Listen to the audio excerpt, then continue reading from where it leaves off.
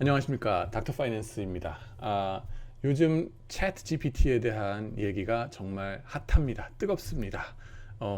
이 Natural Language Processing 내지는 NLP 혹은 자연어 처리라고 하는 컴퓨터 사이언스의 큰 분야인데요. 우리 사람들이 말하는 언어를 마치 컴퓨터가 얘기할 때도 컴퓨터도 사람이 말하듯이 그리고 얘기하도록 하는 거. 지금까지 구글에서 무슨 그 서치하는 것들 보셨을 겁니다. BERT 시스템이라든가 최첨단으로 나오는 게 뭐 GPT 이런 것들이 나왔었는데, 그러면서 채트 GPT라는 시스템까지 지금 막 개발이 돼가지고 12월 초에는 The Atlantic이라는 신문 기사가 여기서 이렇게 해서 College essay is dead라고까지 지금 나왔습니다. 이 부분에 대해서는 지금 University of Massachusetts at Boston의 회계학을 가르치시는 이정훈 교수님의 페이스북 메시지에서 필 받아가지고 제가 한번 동영상을 만들어 보는 건데요. 이 기사에 보면은 대학 교수가 그죠? 이런 에세이 시험 문제를 냈을 경우에 철학적인 거든지 뭐든지 인문학적인 거라고 하더라도 문제를 내면은 이것이 채트 GPT에다가 갖다가 쭈르륵 문장을 때려박고서 물음표 띵 치면은 거기에 대한 대답을 막 해준다는 거죠. 그것도 웬만한 평균 이상의 수준, B 플러스를 받을 정도의 수준으로 에세이를 써다가 준답니다. 그래가지고 이렇게 되면은 우리 이제 기존의 대학 교육 시스템이 무너지는 거 아니냐 하는 절박한 위기감을 주게 됩니다. 그래서 저도 한번 해봤습니다. 뭐냐? 채트 GPT에 이제 등록을 해보고서 오픈 AI라는 회사의 채트 GPT 시스템이거든요. 이게 이제 일론 머스크가 처음에 가담해서 만들었고 지금도 도너로서 이렇게 도네이션을 한다 그러잖아요. 돈을. 그래서 거기에다가 이제 Try Chat GPT라는 거 한번 클릭을 해봤습니다. 여기에 질문을 한번 써 주세요. 그래서 엔터 치면은 답을 해드리겠습니다 하는 건데요. 어떤 질문들이 가능할까요? 제가 지난 기말 시험 때에 학생들한테 보여줬던 몇 가지 질문들을 여기다 섞어 넣어 보려고 합니다. 자, 하나씩 들어가 봅시다. 첫 번째, 제일 쉬운 거, 비트코인 어떻게 투자할까요? 1번, 번호를 뺐어야 되는 건데, 잠깐. 질문하면은, To invest in Bitcoin, you need to do following three steps. These steps 해가지고, 순서가 지금 실시간으로 쭉 대답이 나오는 거예요. Choose a Bitcoin wallet, find a Bitcoin exchange, 그리고 step by step 가이드를 막 줍니다. 그렇게 해서 buy Bitcoin. Once you have set up an account with a Bitcoin exchange, you can start purchasing Bitcoin using your preferred payment method. 입도 아픈데 말하는 것보다 훨씬 쓰는 게 빨라요. 자, secure your Bitcoin 그렇게 해서 쭉 네 가지 스텝을 쭉쭉쭉 순서대로 얘기를 해주죠. 그러고 나서 주의하시라는 말씀도 나옵니다. It is worth noting that investing in Bitcoin carries a high level of risk 해가지고 좀 fluctuation 리스크가 크니까 조심해라. 스텝 바이 스텝 1, 2, 3, 4 이제 how에 대해서 얘기를 해주는 걸 봤습니다. 한 번 더 이제 다른 때 내가 이거 물어봤을 때는 어떻게 나오냐면은 비트코인 투자하는 방법은 직접 현물로 투자하는 방법이 있고 선물로 투자하는 방법이 있고 선물 ETF 투자하는 방법이 있고 비트코인 뭐 마이닝하는 회사에 투자하는 방법이 있고 등등등 여러 가지가 있습니다. 해가지고 그 카테고리별로 대답해 줄 때도 있더라고요.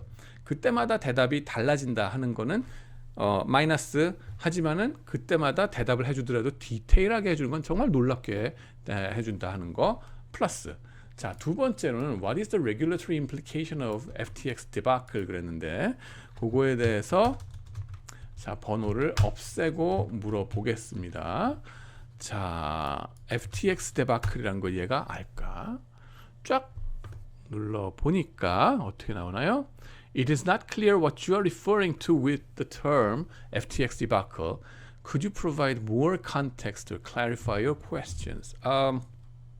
여기선 대답 못하네요.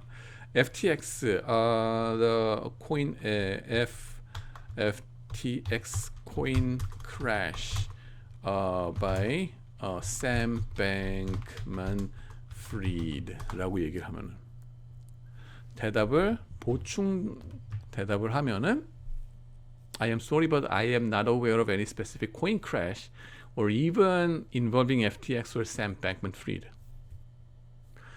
Without more information, difficult. In general, regulatory implication of a coin crash or other events involving 이렇게 해가지고 일반론적인 대답은 그래도 여전히 해주려고 하고 있다. 크립토커런시 마켓에 대한 이슈란 거는 파악하고 있다는 거죠. 하여튼간에 두 번째 거는 대충 대답이 웬만큼 뭐 그렇게 웬만큼이라기보다는 그렇게 됐다 하는 거 만족스러운 대답까지는 아닙니다. 커런트 이슈에 대해서. 그 다음에는 쿠팡의 주식에 대해서 세 번째 질문 들어갑니다.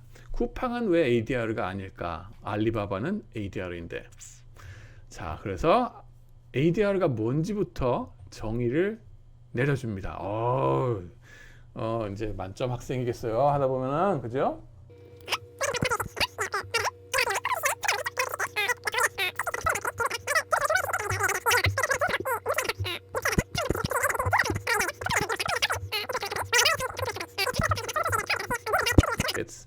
이거는 ADR가 뭐건 이걸 아예 미국 시장에 상장을 안 했을 경우에 이제 이럴 가능성이 있다라는 얘기인데 이미 했죠.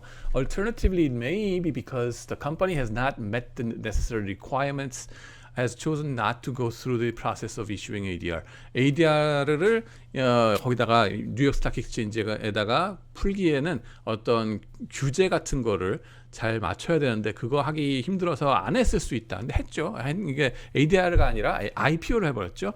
The regulation이 그렇게 약하지가 않을 텐데. On the other hand, Alibaba has chosen to issue ADR, which is listed on New York Stock Exchange. This allows U.S. investors to buy and sell shares of Alibaba on the New York Stock Exchange rather than having to purchase shares directly on a foreign exchange, 홍콩이란 얘기죠. The decision to issue ADR can be motivated by a variety of factors, including the desire to access larger pool of potential investors and the potential for increased liquidity. 그러니까 여기서 쿠팡 스탁이 미국에 상장돼 있다는 거를 컴퓨터는 지금 이해를 못하고 있는 거야. 마치 ADR을 이슈를 못한 줄로 지금 GPT가 좀 잘 모르고 있다 하는 걸 좀 볼 수 있어요. 반면에 쿠팡은 직상장을 했죠. 뉴욕 스탁 익스체인지에. 그 이유가 뭐냐?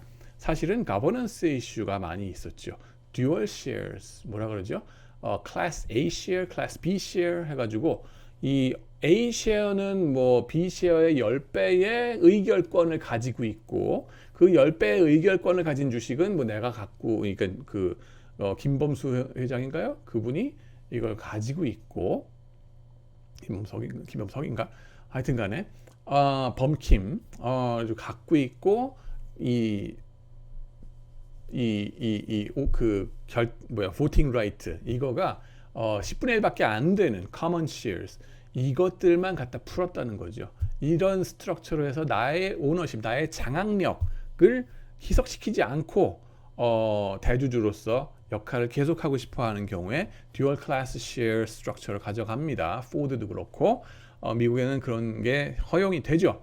반면 우리나라는 그게 안 됩니다. 그래서 쿠팡이 미국을 선택했다 하는 것도 중요한 요인입니다. 메이저 오퍼레이션은 우리나라에 있지만 미국에서 헤드쿼터를 저쪽에 샌프란시스코 캘리포니아 쪽에다 두고서 일을 하기도 하고 있죠. 중요한 거는 듀얼 클래스 쉐어 스트럭처 그거가 이슈가 돼야 되는 건데 답을 못 썼네요. 땡. 그래서 반만 맞췄습니다. 지금 US 달러 인덱스가 왜 내려가는지 물어보겠습니다. 근데 US 달러 스마일 하이포테시스라는 게 전에 모건 스탠리에서 일하던 분이 만든 하이포테시스가 있거든요. 그래서 그 달러 스마일이란 것까지 적용시켜서 지금 현재 내지는 11월부터 12월 사이에 US 달러 인덱스가 떨어진 거 급격히 떨어졌거든요. 그 현상을 설명할 수 있는가? 이건 참고로 3프로 TV의 김동환 프로님께서 대표님께서 아침 방송에 살짝 흘려주신 말씀을 제가 시험 문제 내면 딱 되겠다 해가지고 낸 겁니다. 그래서 US dollar index is a measure of the value of US dollar relative to a basket of foreign currencies. 먼저 define부터 정의부터 해주죠. 아주 모범생이에요. 그래가지고 US dollar smile hypothesis in economic theory. 와우. 자, 이거를 찾아낸 거예요. 그래가지고 follow a smile. 언제 이렇게 US 달러의 스트렝스가 언제 올라가느냐 하면은 글로벌 이코노미가 아주 뭐 미국 이코노미든 글로벌 이코노미든 좋을 때 달러 스트렝스 해가지고 확 올라가고 US 달러 값이 크라이시스일 때 또다시 달러 값이 올라간다는 거예요. 왜? 세이프 헤이븐이니까 믿을 거는 달러밖에 없다. 그 중간에 어정쩡할 때 달러 값이 훅 내려간다는 거예요. 지금 그래서 내려간다는 거거든요. Including changes in economic conditions, monetary policy, and investor sentiment. 여러 가지 이제 통화 정책이라든가 이코노믹 경제 상황이라든가 그다음에 투자자 심리 이런 거에 의해서 쭉 내려갈 수도 있다. It is worth noting that the value of the US dollar can be influenced by many different factors. 가지고 쭉 possible explanation for changes in its value. 그래가지고 일반론적인 얘기는 쭉 쓸 줄 알아요 보니까. 근데 제가 원했던 대답은 사실은 최근 들어서서 그죠? US 달러가 올라갔던 것들은 이제 뭐 인플레이션 컨서런 때문에 지난 한 해 동안 파월 의장 뭐 이런 분들 때문에 그죠? 인플레이션을 킬링하기 위해서 이자율을 올렸던 그것이 여러 가지 채권 시장이라든가 뭐 이런 데서 많은 그 뭐라 그러죠? 그 크라이시스들을 이머징 마켓에서 가져왔다 하는 거 있죠. 우리도 뭐 레고랜드 사태부터 시작해서 채권 시장 얼어붙고 난리가 났었던 거 기억나시죠? 지난번에 흥국생명 사태 관련해서도 그렇고 여러 가지가 벌어졌었습니다. 이자율이 확 올라가면서 난리가 나고 지금 뭐 주택 시장 어떻게 되느냐 뿐만 아니라 지금 뭐 주공 아파트 뭐 둔촌동 저 어떻게 되느냐까지 지금 프라이빗 에퀴티 회사들 부동산 투자 회사들 난리가 났죠. 그죠? 그런 식으로 등등 해가지고 안 좋은 상황들이 이머징 마켓에 확 올라갔기 때문에 확 이제 US 달러 값이 올라갔다가 이제 인플레이션 많이 잡은 것 같아 내지는 채권 시장 패닉 너무 패닉했네 이러면서 지금 그렇게까지 걱정할 건 아니다 하니까 훅 내려오는 그런 상황이다 하는 거를 좀 설명을 해야 되는데 여기서는 설명을 못했네요. 그래서 시사적인 이슈 대답 못하네 땡. 자, 그 다음에는 How can 삼성 beat TSMC 하는 거를 한번 문장을 써보겠습니다. 자, 우리나라에 지금 한 민족의 먹고 살 길이 지금 여기에 달렸죠. 그래서 이거에 대한 미래에 대한 얘기 한번 물어볼게요. 자, 삼성 and TSMC are both major players in semiconductor industry. 자, 이제 정의부터 하고 들어가야 되겠죠. 어디서 이걸 주셨는지 모르겠습니다. 이제 그 다음에는 improve customer service 그랬는데 could try to differentiate itself from TSMC by offering superior customer service such as faster turnaround times or more flexible terms 그랬거든요.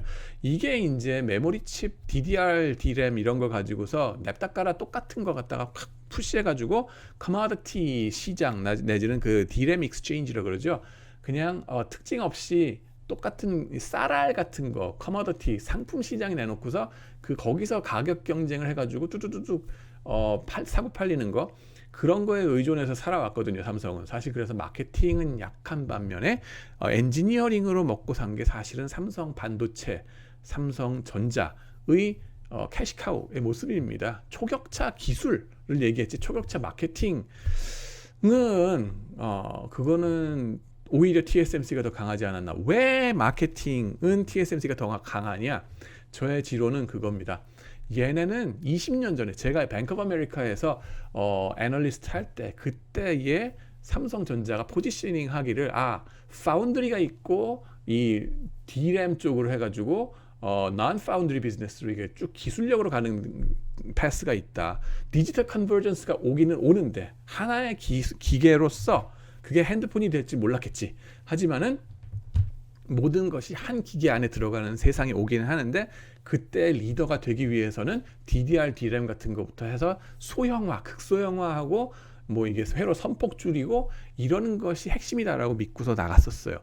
세계 최대의 반도체 회사로 군림했던 게 삼성전자입니다. 성공했죠. 그래서 기술로서 초격차를 벌어들인 건 사실이에요. 하지만은 반면에 뭐냐? 가장 강점이 가장 최대 약점이 될 수 있죠. 마케팅에 대해서 칩을 갖다가 그냥 만들면 기술력으로서 이겨버렸기 때문에 특별히 마케팅을 더 할 필요가 있었을까는 좀 의심스럽지 않습니까? 칩을 만드는 데 있어서 반도체에 있어서 마케팅, 커스터머 서비스 이런 거에 있어서는 그렇게 신경 썼을까는 의심스럽습니다. 우리의 기술력이 최고인데 뭐 갖다가 주면은 갖다 쓸 것이지 무슨 뭐라고 생각하지 않았을까? 그 컬처가 하루아침에 바뀔까라는 걱정이 듭니다.